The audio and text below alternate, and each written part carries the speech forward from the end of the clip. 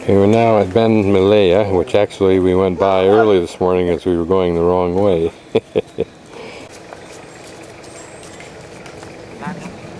Okay, this is a fairly well preserved Naga head, or the 7 cobra heads theoretically.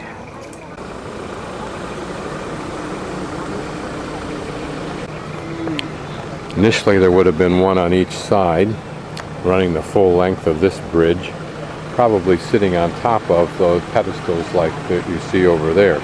Where this Naga has gone, I don't know. And here you can see the additional elements of the normal bridge that we saw at Angkor Wat with the pillars. Had these capstones on top of them, lintels if you will, and another one on top of that, and then it would have had the posts that we just saw sticking up in these holes. Notice that these holes inside look like they're notched, and I think they were intentionally so. Notice how they've cut this stone also, so that it's raised just a little bit, and then the Naga would have been all along here. I just noticed the remains of a couple of small kayak-sized boats. Don't know if they're ever used any more of that kind of boat here or not. And it looks like a makeshift dock. Looks like other makeshift docks further on up, but I have not seen any boats actually on this waterway. Okay, from the looks of this Naga head down here and how it rises up, I'm guessing that this was a double-headed Naga. Our lion.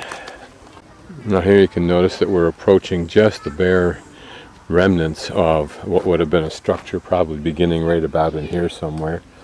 Running to where those people are is about the middle of it. There you can see some detail, unless it was a wall, but I'm guessing that was just the outside of this.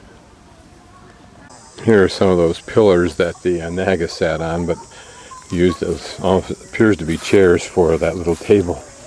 So it doesn't look like this might be a wall, but I don't think it is. I think it's just the outer wall of what was a mound here maybe, or was a building. It could have been a mound.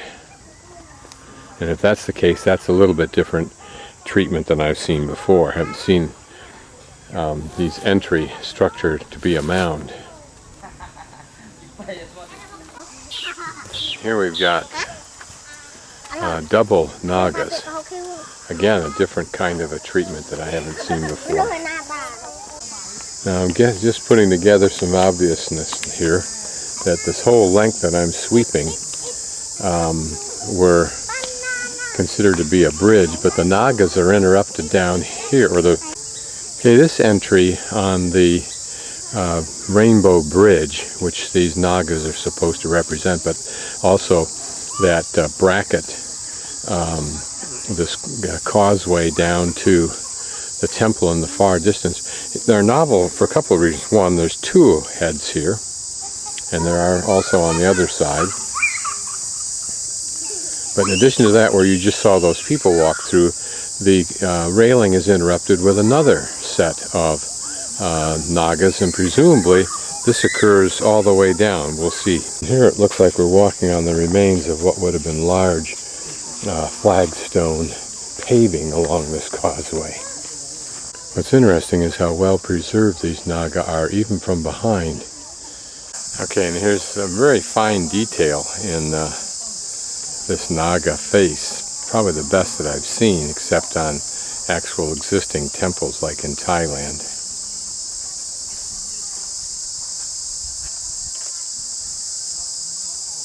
Okay, one fragment's been placed on top of those pedestals so we can see how it looked. And there another that actually looks original. I mean, in its placement. Okay, panning back up the causeway, then there's a total of 5 sets of these entranceways on this causeway, for a total of then 20 of the Naga heads. Now it looks like ahead of us here would have been an arrangement of buildings and maybe a causeway leading to a continuation of the causeway leading up to the building. There you can see steps, that long one right there in the dead center in the middle, is what would have been an entry step. We've seen them before. These probably lintels. Certainly the Naga continues on, as you can see. So these are probably just steps. There we can see what looks like the remains of a raised causeway or platform. So those slabs right there probably would have been part of the causeway, if not the top of the railings.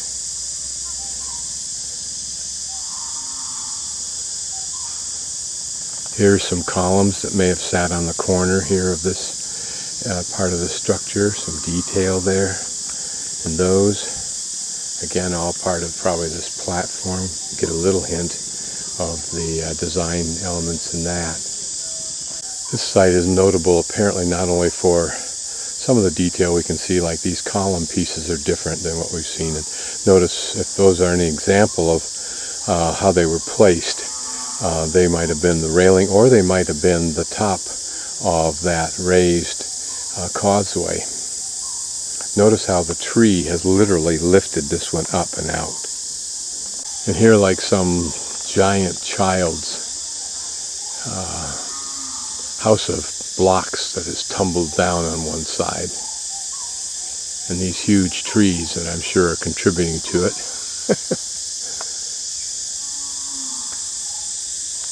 In fact, this mass in front of us is probably the remains of a dead tree.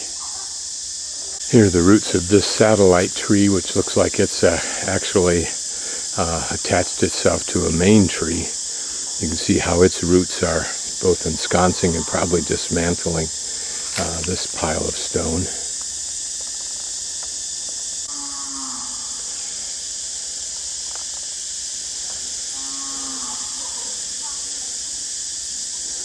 Their colonnade.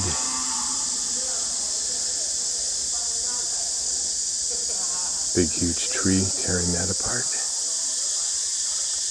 You see here we have a bridge really of a causeway all along through here. I don't know if that had a particular significance in that it wasn't filled in with dirt, for example, but was intended to be a bridge. And perhaps beneath us water did actually move. All of this area down below here may have been part of a large moat system. I don't know. Now I'm sure much of this is, at the very least, the warehousing or storage of blocks, or they may simply be those that have tumbled down. And you know, if that tree is not killed, it will literally totally dismantle that structure that remains. Looking at this wall and window element, we can expand and extrapolate it to the rest of this wall. It would have perhaps had something similar to it.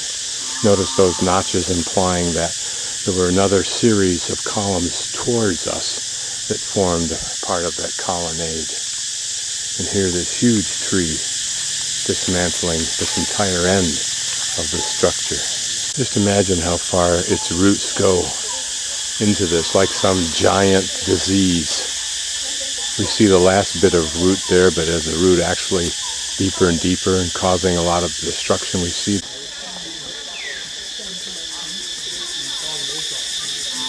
Here you can see where the wall is just simply fell over, leaving most of those stones still in alignment.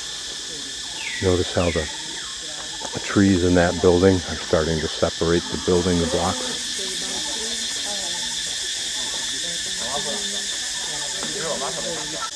Here it almost appears the destruction has occurred on its own. Get a notion of the size of that wall, I mean the height of it down there, compared to the smaller size we saw up at cont'd.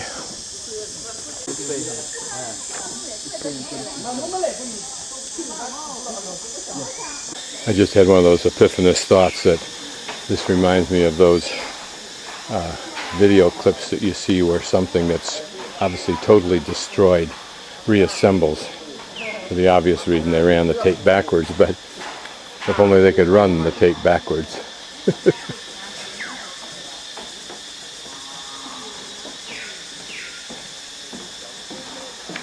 beautiful detail up here. Still quite visible.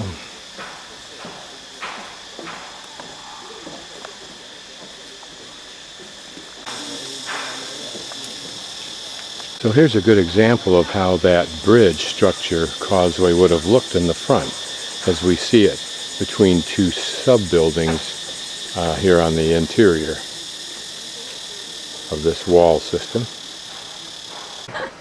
Back in there, a whole big compound area that's blocked off. More bridge structure down there.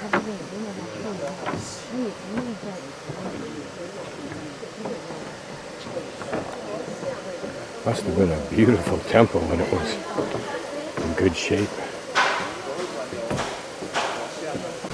Here we can see how these arches are made. Now these are actually in pretty good shape compared to the ones at Angkor Wat, which look rotted out even from underneath, whereas these, which are exposed, are still smooth and look quite good.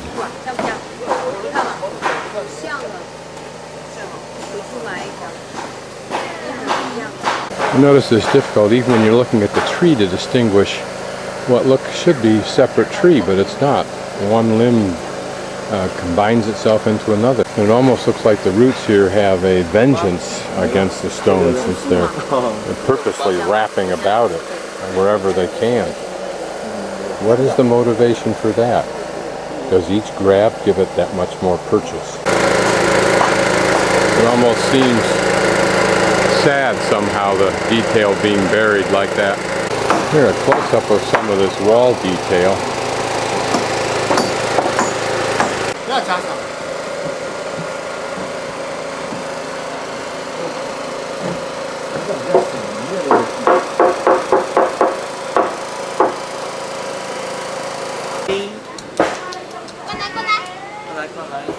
Come on, baby.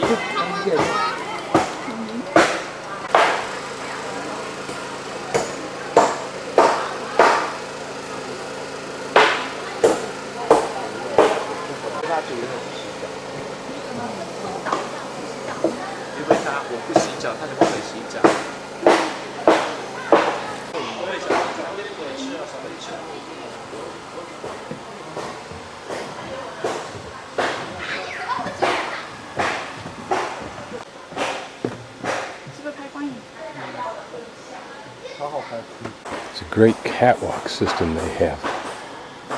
Simple, steep, but it gets you into places we couldn't easily get without disturbing the rock and without the rock disturbing us.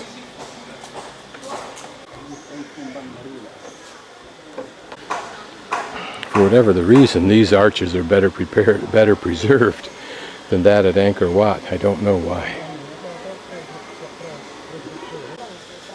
So this is what that colonnade on the outside that we saw the remains of would have probably looked like.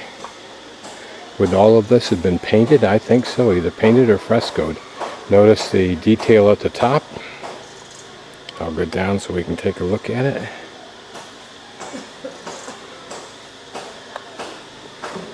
And whether it was specifically colored or not, I don't know.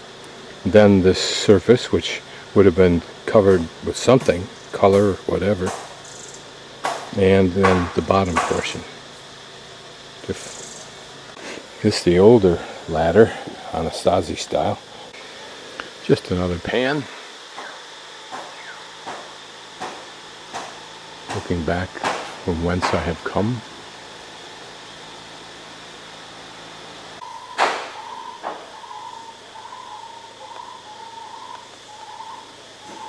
Notice the holes here.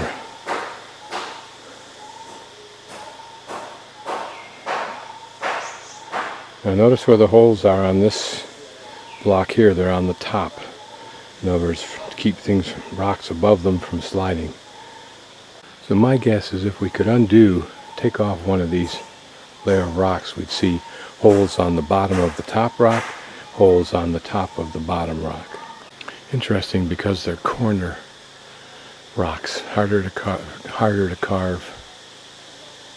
Notice how this root, if that's what you call them on these trees, has flung itself out, if you will, maybe 30 feet to gain purchase in the ground, while the others immediately dropped down to cover and grasp this wall, almost like it had intelligence. If these have fallen naturally, I wonder if an archaeologist who knows what should be here could visually see where these pieces should go.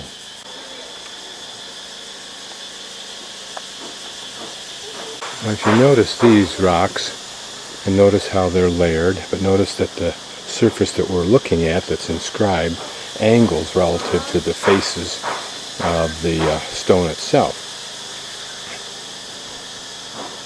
So if you were to ask yourself, what are these stones? This is what forms the roof, those same stones. So when this little temple, or whatever it was in front of us, collapsed, it collapsed this way towards us, the ceiling falling towards us, as the wall probably on this side closest to us gave out first, and then this just naturally fell down onto it. But notice, like a deck of cards. What I have to wonder is, are we looking at a pile of rubble, or are we looking at a pile of rubble that once was a large temple in the midst of this large square complex that we're in? Now, looking at this wall, I wonder if there's any pattern that, were we to understand the rules, we could appreciate the pattern in the same way that origami has a pattern, or that crystallization of fluids have crystals with a pattern. Don't know.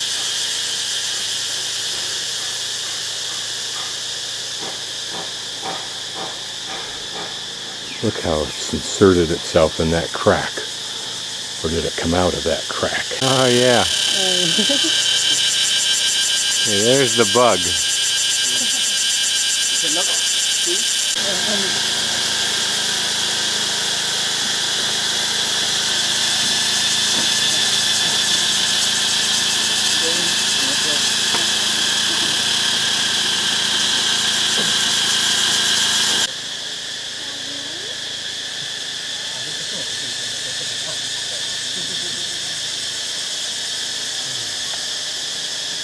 So now we're looking out of the complex back down the causeway that we entered earlier. The guide says I can get down through here and out, so I'm going to go ahead and do it. And now we're down inside of one of these caverns. My guess is if they weren't lit with lights, this is what you saw, or didn't see. Of course, in the old days, you could assume that the bottom was flat and paved, was safe to walk. And maybe there were candles, or little courtesans, better yet, maidens with flashlights, alright, candles. Okay, now we're standing on top of one of those bridge-like causeways, and underneath you can see there's the pillars, and you can see that, yes, it is bridge-like. This is what it would look like. The guide tells me that this was the original library. And this is a coffin or sarcophagus. I've not seen one of these before. Didn't know they had them here. So now we're standing on top of a wall. You can see how wide this wall was. Okay, now what I was calling a wall is a wall, but on top of that wall was another colonnade that was covered. Here's a nicely preserved lintel. And notice you almost get the sense, even as a European without having any real knowledge, that this is Indian influenced. Now, panning from that colonnade on the wall, this is what you would have seen. That it looks like it rose much, much higher. And if we were back maybe 50 feet, you might see, if it were original and the trees weren't here, even more of a temple complex. So this is another entryway into the temple along a causeway, and I think this is exactly opposite of where I was entering, so this is the other side. And you can see what the holes were for. What's interesting is this one's off center, there's no particular position where they go in, so there was no template used to get replication of alignment. It was probably just feel. Now, what the purpose of this elevation was, I don't know. Because certainly it had to be expensive in the way of time and consumption of money and resource to make each one of these little pillars. So originally this Naga, or series of Nagas, would have proceeded out just about as far as the one we came in on, over the moat area.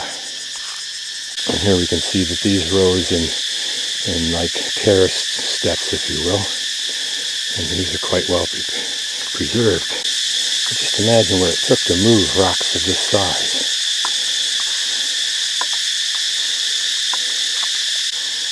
I'm just touching this end of the rock with my foot, putting my weight on a bit so you can hear it. Look how huge these vines get.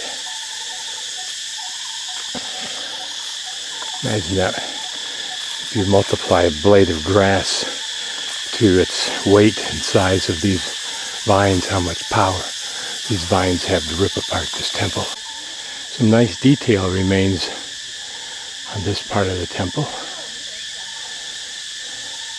But just notice all the dirt, if those aren't termite mounds, and the trees that could be removed and get access to perhaps more. Or does this soil damage those reliefs that are buried inside it?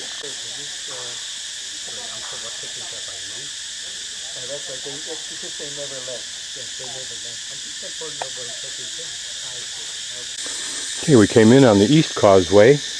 I just went by the West Causeway, and now we're looking down the South Causeway, looking at the southern entrance of the temple compound. Well, I just had an epiphanous question. If you totaled up the weight of all the stone in this temple complex, how would it compare to Notre Dame, or one of the large cathedrals of Europe, in weight alone?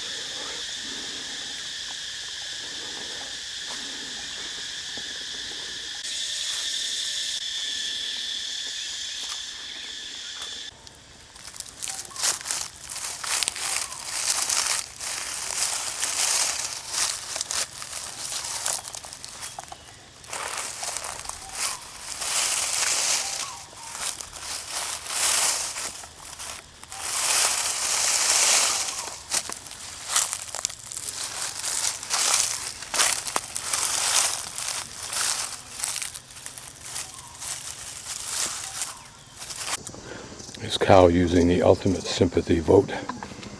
What they're trying to hustle from me, I don't know. They're not asking for anything. The little one hasn't asked for bonbons yet. Wow, seriously, notice how skinny that one is? They're forced to live off the land. There's not much land to live off. The odds of this one living don't look very good. If you can make it through to the rainy season, there's a chance you could live. But as you can see, there's not much to eat, although I don't know what mom has the young one eat. Apparently.